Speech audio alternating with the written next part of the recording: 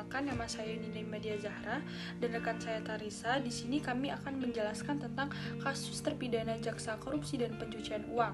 Nah, sebelum kami menjelaskan tentang kasus terpidana jaksa korupsi dan pencucian uang, kami akan menjelaskan terlebih dahulu apa itu korupsi dan apa itu pencucian uang, serta hubungan korupsi dan pencucian. Pengertian korupsi. Korupsi yang bahasa latinnya corruption, yang bermakna busuk, rusak, menggoyahkan, dan memutarbalikkan serta menyogok, adalah tindakan pejabat publik, baik itu politisi maupun pegawai negeri, serta pihak yang terlibat dalam tindakan itu, yang secara tidak wajar dan tidak legal menyalahgunakan kepercayaan publik yang dikuasakan kepada mereka untuk mendapatkan keuntungan sepihak.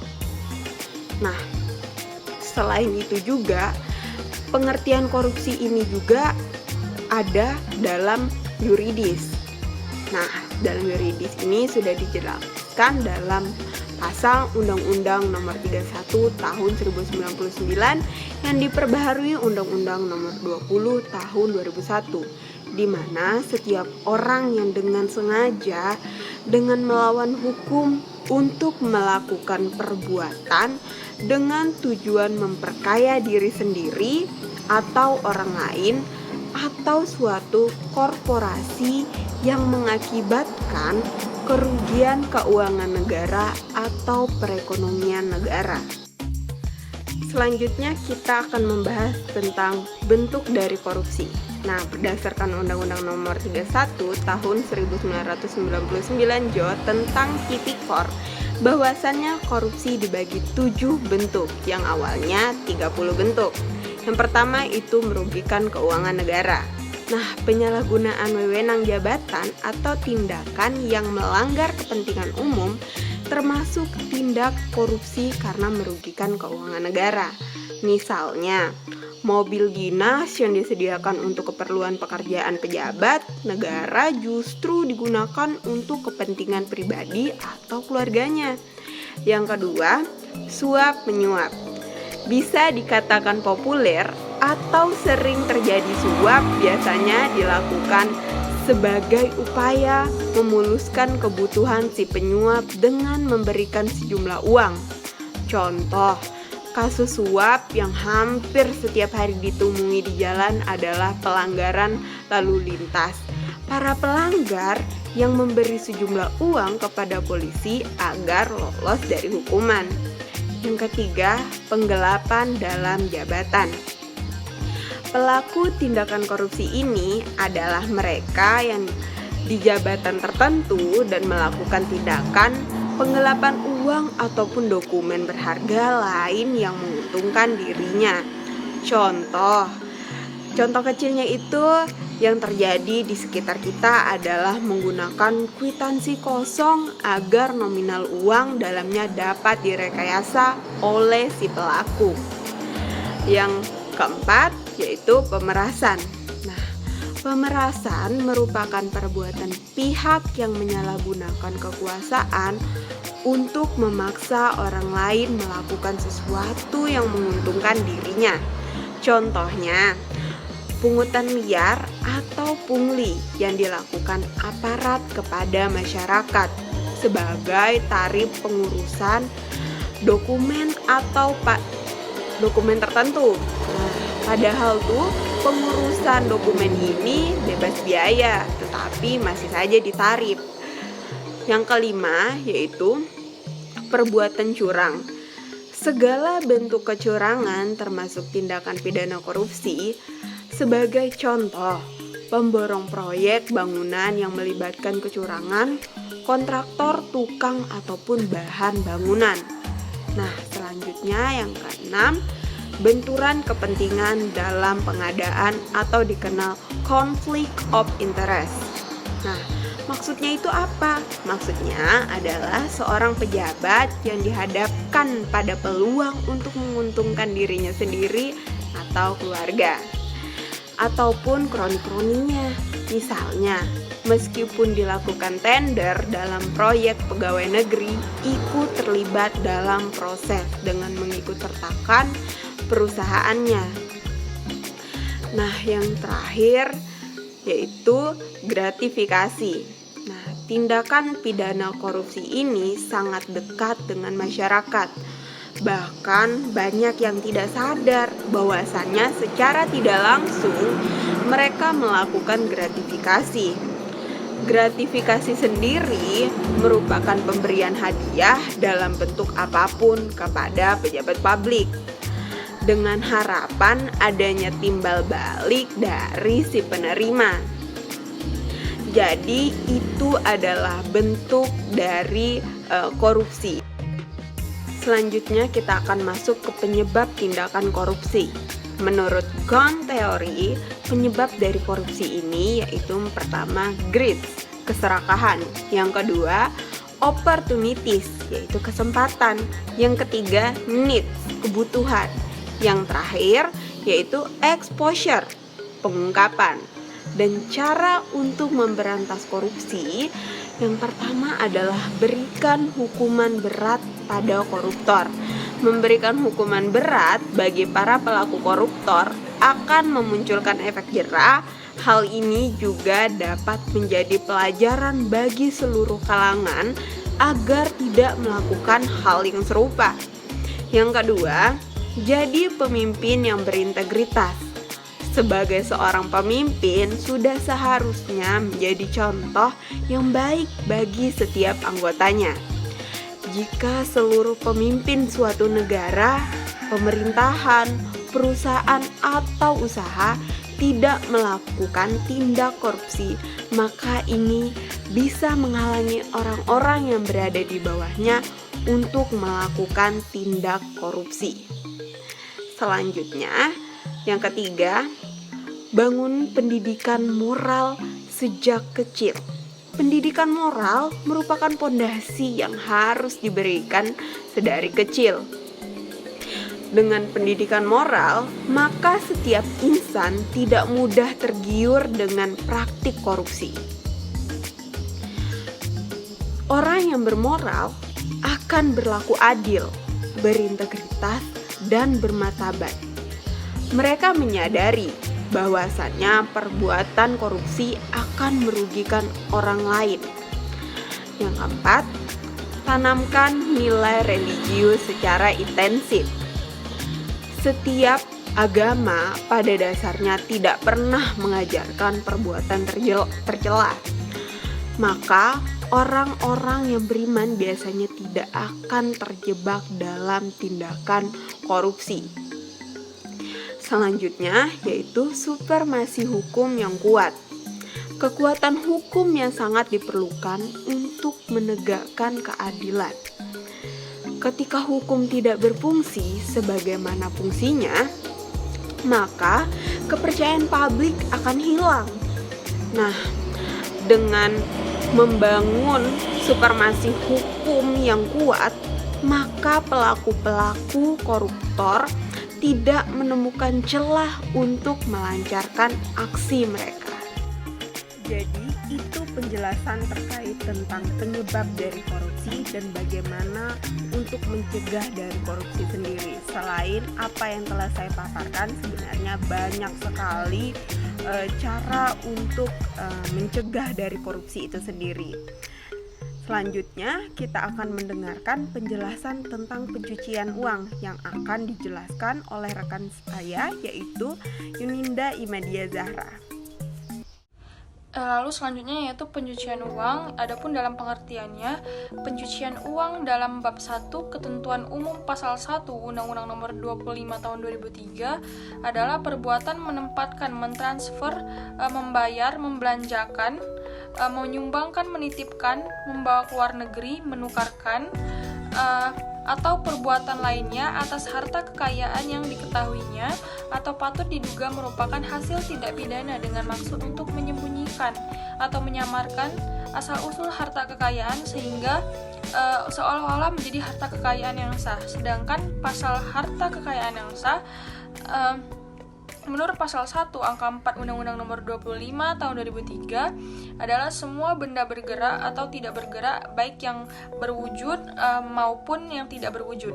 Adapun tindak pidana pencucian uang ini dirumuskan di dalam pasal 3 ayat 1 dan pasal 6 ayat 1 dan pasal 7, yang mana pada pasal 3 ayat 1 yang berbunyi yaitu setiap orang yang dengan sengaja menempatkan harta kekayaan yang diketahuinya atau patut diduganya merupakan hasil tindak pidana ke dalam penyedia jasa keuangan, baik atas nama sendiri atau atas nama pihak lain. Lalu mentransfer harta kekayaan yang diketahuinya atau patut diduganya merupakan hasil tindak pidana dari suatu penyedia jasa keuangan yang lain, baik atas nama sendiri maupun atas nama pihak lain. Lalu membayarkan atau membelanjakan harta kekayaan yang diketahuinya atau patut diduganya merupakan hasil tindak pidana, baik perbuatan itu atas nama sendiri maupun atas nama pihak lain.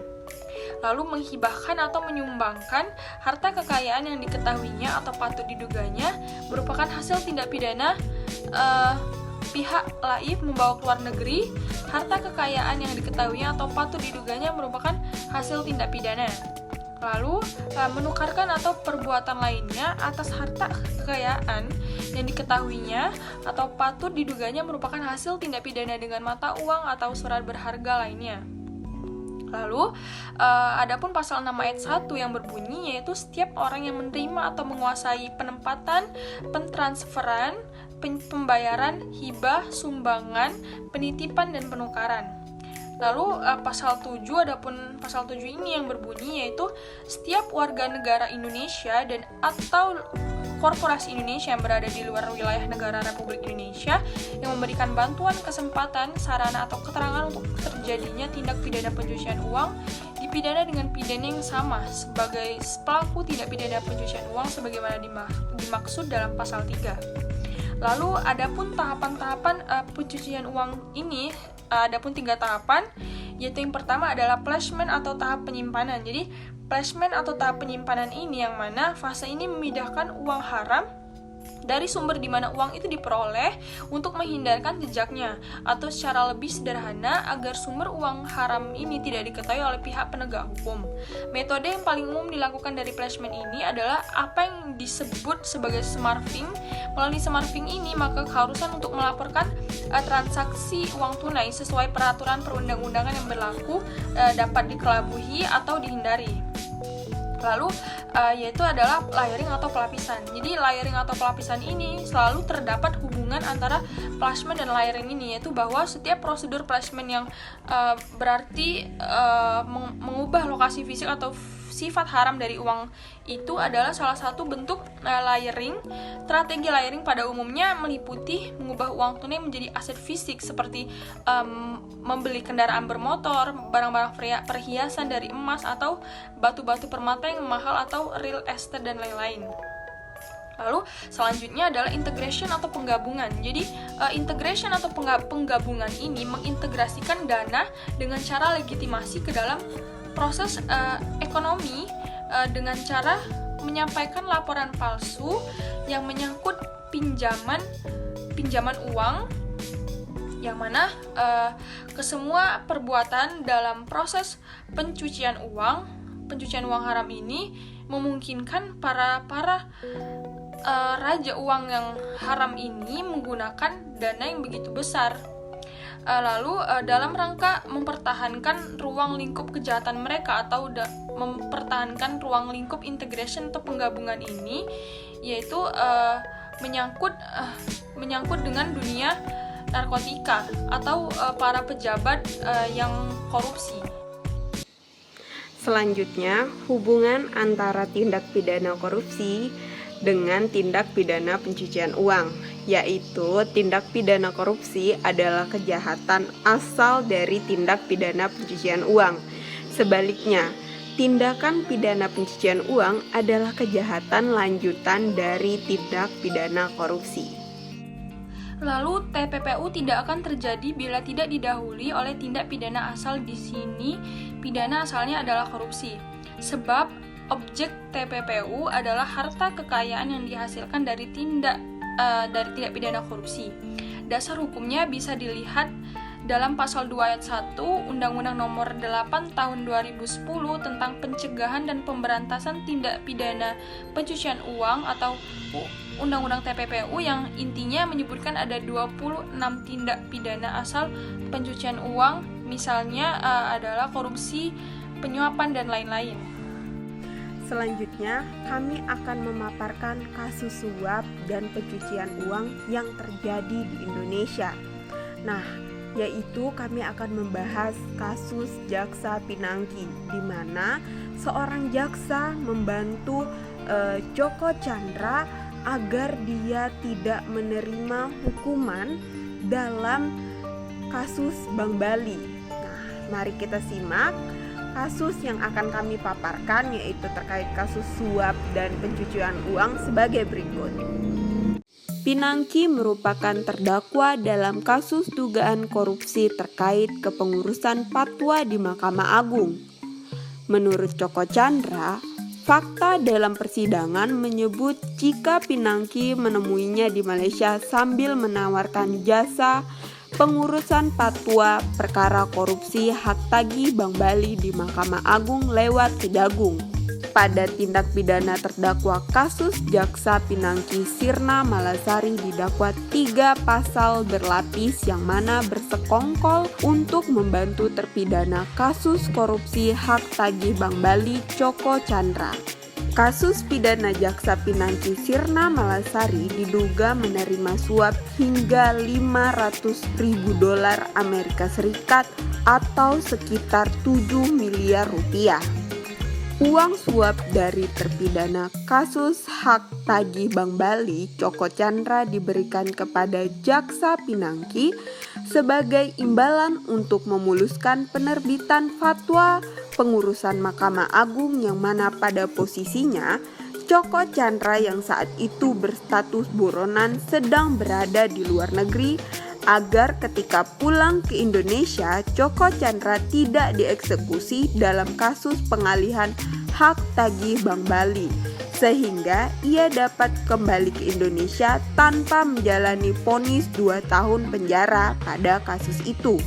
Jaksa mendakwa 3 hal kasus Pinangki, yakni suap, pencucian uang, dan persekongkolan. Ketiganya dibuktikan jaksa penuntut dalam sidang tindak pidana korupsi.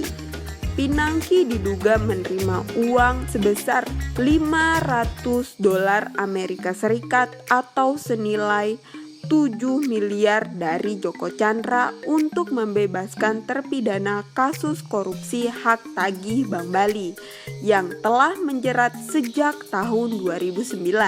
Dari hasil pemeriksaan, pemberian suap rupanya dilakukan melalui perantara rekan Pinangki yang juga politikus Partai Nasdem, Andi Irfan Jaya.